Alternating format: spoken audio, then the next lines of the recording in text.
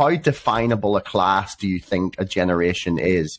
And like, how do you go about working out where that divide is between, say, the tail end of millennials and the start of the Zoomers?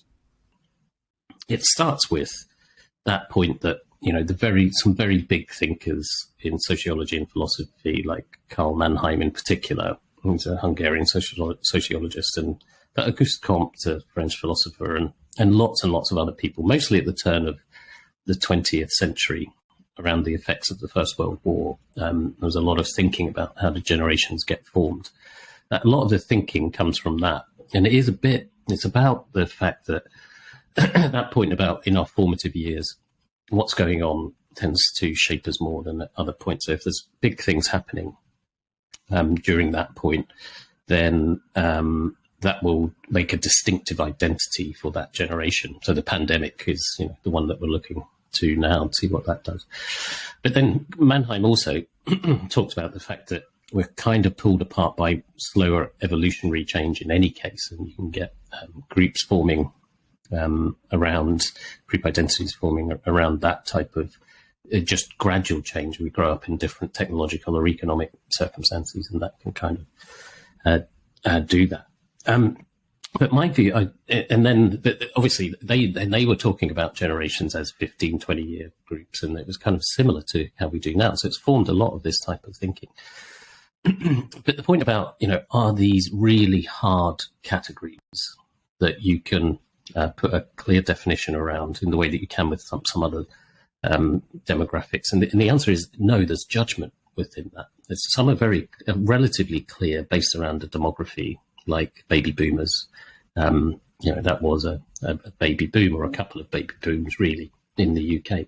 But then when you get to Gen X, millennials, Gen Z, it is much more about the judgment of what does this cohort look like compared to that cohort.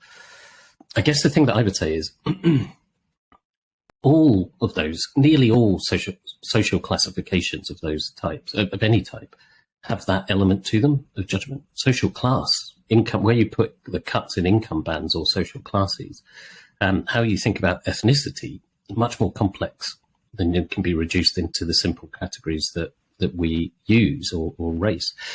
So all of them have simplifications. And the real test for me is, does it tell you anything useful about society? And what I think in the book is that it does. You can see clear differences between these cohorts, very, very different experiences, behaviors, attitudes, values between these different groups, and some that are different and stay different. You can see very different attitudes and relationships with religion, big things like how religion is important, declining generation on generation, but then even smaller activities like our relationship with alcohol, hugely generational, where pre-war generation, a third of them drink alcohol 5 times or more a week, and it's virtually non-existent as a behavior in Gen Z.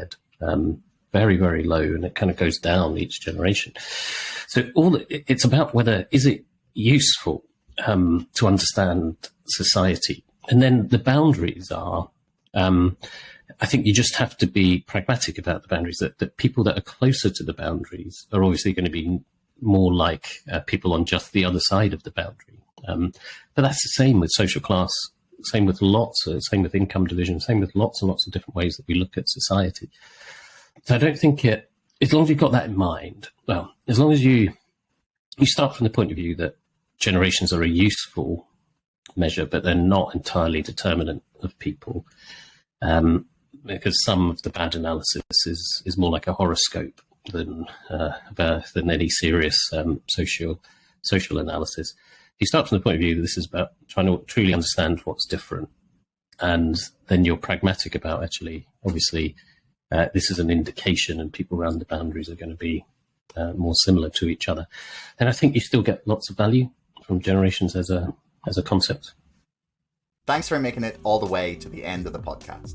Don't forget our sponsor, ExpressVPN, and my book, Brexit, the Establishment Civil War, can both be found in the links in the description below. And also, please like, share, and subscribe to this podcast. It's the best way to help us grow. Until next time, thanks for listening.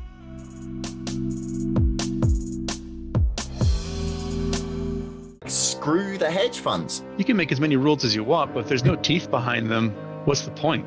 Well, like Citadel is potentially just gone in a few months. It feels like financial institutions, that they are all laughing at us by buying GME. Screw the hedge funds. Like, I will lose my entire investment if it brings them down. Why on earth, last May, could you buy the entire company for $200 million? What's been happening on Reddit and in social media and in the marketplace has never been seen before. I argue that nothing is off the table. There is nothing off the table when dealing with the volumes of money in something as big as the United States stock market. The hedge funds have clearly underestimated a group of people raised on Friday night World of Warcraft raids. Dark pools, they're another mechanism to manipulate and cheat.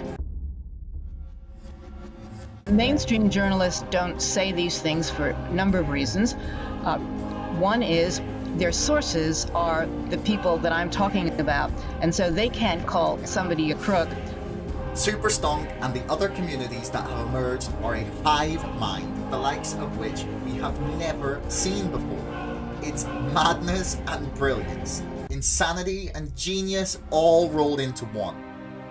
It's very possible that Citadel will be gone in a few months. And not just Citadel, but the entire financial system has the potential to come crashing down.